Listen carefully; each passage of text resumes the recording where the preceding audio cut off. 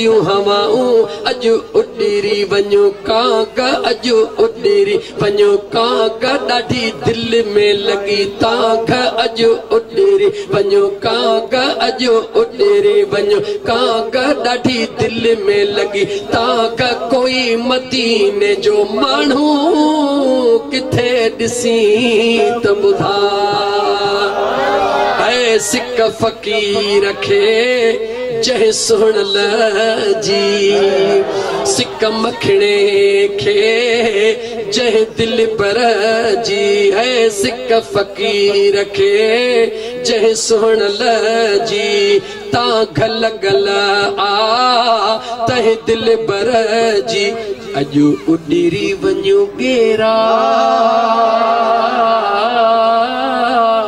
अॼु उॾीरी वञो गेरा मुंहिंजा जली विया थई जेरा अॼु उॾीरी वञो गेरा मुंहिंजा जली विया आहिनि जेरा अॼु उॾीरी वञो गेरा मुंहिंजा जली विया थई जेरा कोई मदीने जो माण्हू किथे ॾिसी त ॿुधा अल्लाह ताला सभिनी खे मदीने तय्यबा जी हाज़िरी नसीब फरमाए। अल्लाह ताला सभिनी जे अंगण ते मदीने जा मेहमान अचन मदीने वारे घोट जा दीवाना अचन आबे ज़मज़म तव्हां जे अंगण ते हुजन अजवा जूं खजूरूं तव्हां जे अंगण ते हुजन रमज़ान जो महीनो अल्लाह सभिनी खे महबूब जे दर जी हाज़िरी नसीब फरमाए। अल्लाह ताला इन फ़कीर हाजी खान जूं कयल कावशूं क़बूल फरमाए।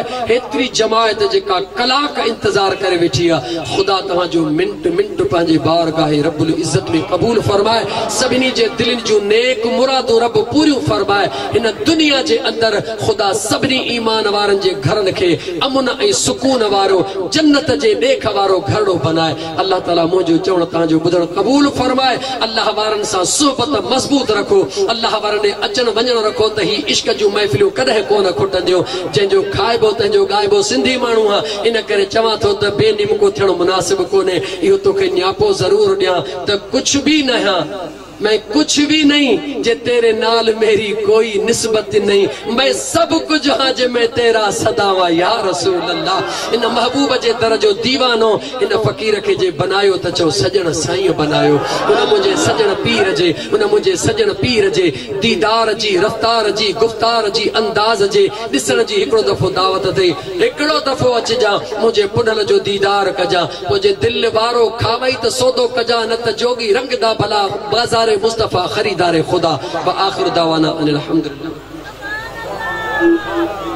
या नबी सलाम अलैका या रसूल सलाम अलैका या हबीब